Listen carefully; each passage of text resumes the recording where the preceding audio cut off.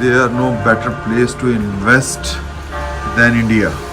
आपको यहाँ पे चलते फिरते इंडियंस बेहिसाब नज़र आएंगे। वो अपने आप को दुनिया की सेकंड लार्जेस्ट इकॉनमी कह रहे हैं। India business hub, credible India. मुझे शर्म आ रही है, इतनी तकलीफ़ हो रही है। हम सारी उम्र इंडिया इंडिया सेंट्रिक हमारी हर पॉलिसी हमने रखी, और यानी ये इंडिया ये कर देगा, इंडिया वो कर देगा। इंडिया अब आपका जिक्र करना मुनासिब नहीं समझता। वो उसका हमारे साथ मैच ही नहीं रहा, कोई जोड़ नहीं है, खत्म शुद। काकड़ साहब गए थे डेवोस में बिजनेस लेने, लेकिन बोइंग चला गया इंडिया में। कोई सब भाई देखे तो जाती है, जिस तरह हमारे फ्यूचर प्राइम मिनिस्टर कहते हैं कि चंद्रयान हमने भेजना था, चला इंडिया का गया है। पता नहीं, बिजनेस हम इलाके में ढूंढते फिरते हैं, वो इंडिया वाले बिजनेस ले जाते हैं। नमस्कार दोस्तों, जय हिंद। तो दोस्तों, स्विट्जरलैंड के शहर दावोस में इस समय चल रही है वर्ल्ड इकोनॉमिक फोरम की एक समिट, जिसमें कि बिजनेस कम्युनिटी भी पहुंची हुई है। अब इसमें देखो, पाकिस्तानियों का तो कोई मतलब नहीं है जाने का, लेकिन फिर भी पाकिस्तान के एक पत्रकार वहां पे पहुंच गए देखने के लिए कि भाई आखिरकार यहाँ पे हो क्या रहा है। तो उनको भाई अपनी आंखों पे यकीन ही नहीं हुआ कि मैं किसी स्विट्जरलैंड के शहर में हूँ। उनको लगा कि भाई मैं कहीं इंडिया में तो नहीं आ गया हूँ। लेकिन उन्होंने अपनी आंखों से क्या देखा, आप खुद ही इंटरेस्टिंग वीडियो एंजॉय करें। वीडियो पसंद आई तो लाइक करना, चैनल को अभी तक आपने सब्सक्राइब नहीं किया तो प्लीज़ चैनल को सब्सक्राइब जरूर कर लेना।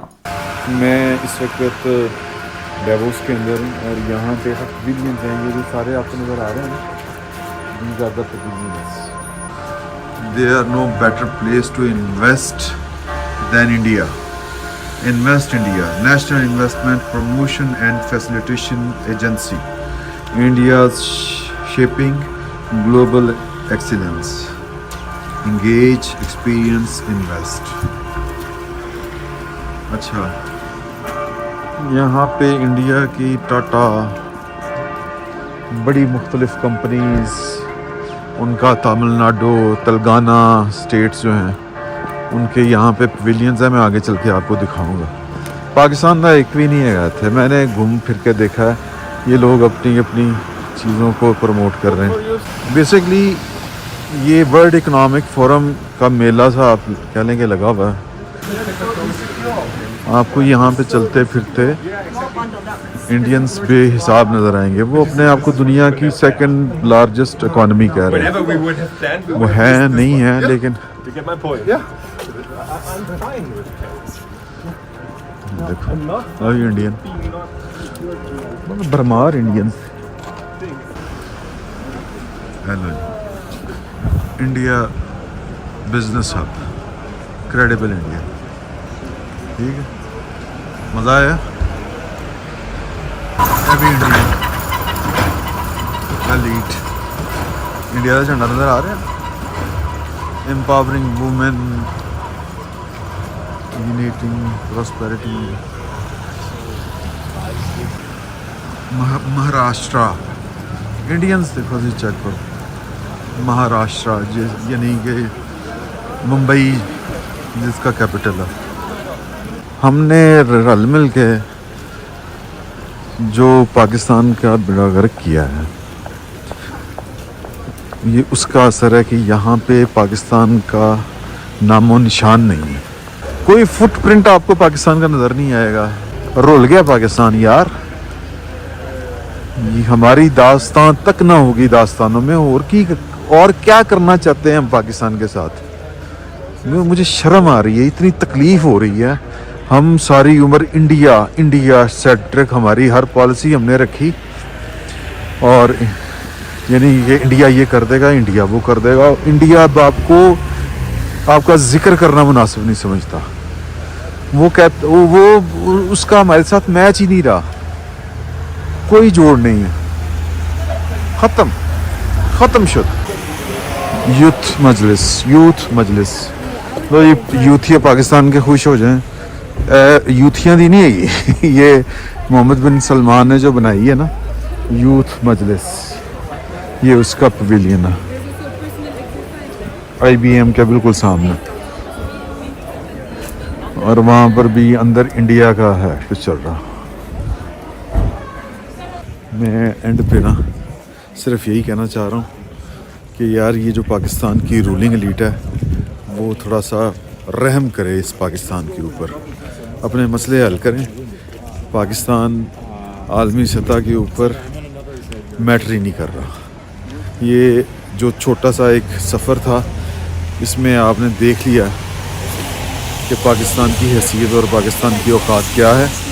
वो जिनके नाम के ऊपर हमने सब कुछ अभी तक किया है पाकिस्तान के अंदर, इंडिया, वो कहाँ पे पहुँच चुका है। भारत के अंदर बेंगलुरु में जो पहली ऐसी बोइंग फैसिलिटी खोली गई है अमेरिका के बाहर, जो सबसे बड़ी है, जिसे Boeing Indian engineering and technology centre कहा जा रहा है, जो कि 1600 एकड़ में और 43 जो है वो 1600 करोड़ में और 43 एकड़ में जो ये फैसिलिटी लगाई जा रही है। तार साहब, कहा जा रहा है कि इंडिया को 2000 के करीब जो है वो जहाज़ों के ऑर्डर उन्होंने दे दिए हैं। हम तो शुक्र कर रहे हैं कि हमारे यहाँ जंग ना हो, जिसका हमें इस पर भी थोड़ा कमेंट कीजिएगा कि हालात हमारे नॉर्मलाइज हो गए हैं ईरान के साथ, शुक्र है अल्लाह का, मज़ीद किसी कॉन्फ्लिक्ट में हम नहीं चले गए। और साथ में ये पहले बात करके साथ में उस पर भी बात करनी है कि फ्रेंच प्रेसिडेंट आ रहे हैं, सुना है भारत और राफेल खरीद ले, लेकिन ताड़ साहब, how do you see this? मैं शुरू तो मैं इस पे करना चाहूंगा, हमारे साथ पाकिस्तान के साथ बड़ी सख्त ज्यादती हुई है। काकड़ साहब गए थे डेवोस में बिजनेस लेने, लेकिन बोइंग चला गया इंडिया में। कोई सब भाई देखे तो ज्यादती है। जिस तरह हमारे फ्यूचर प्राइम मिनिस्टर कहते हैं कि चंद्रयान हमने भेजना था, चला इंडिया का गया है। पता नहीं, बिजनेस हम इलाके में ढूंढते फिरते हैं, वो इंडिया वाले बिजनेस ले जाते हैं।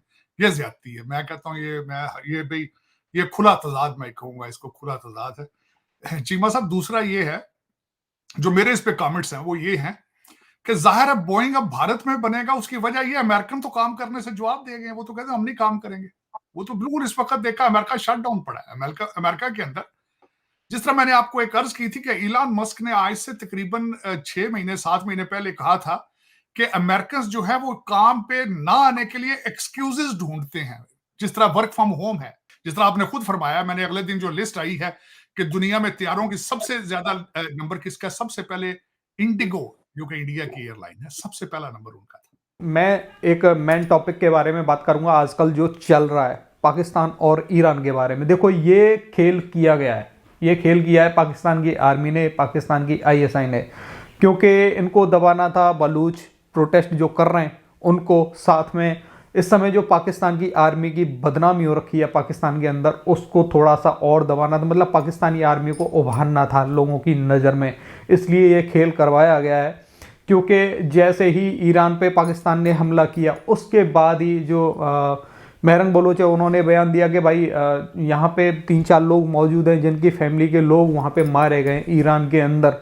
तो मतलब फिर पाकिस्तान ने पहले ही ये प्लान बना लिया गया था, कैसी भी करके जानकारी निकाली गई बलोचों के बीच से कि भाई किस किस के रिश्तेदार, किस किस के घर वाले ईरान के अंदर काम कर रहे हैं। क्योंकि जो बलूची हैं वो ईरान में जाते हैं काम करने के लिए, ठीक है। उनको टारगेट करके मारा गया है। फिर उन पे दहशतगर्दी का इल्ज़ाम लगाया गया कि ये सारे के सारे दहशतगर्द हैं और भारत से फंडिंग आ रही है इनके लिए।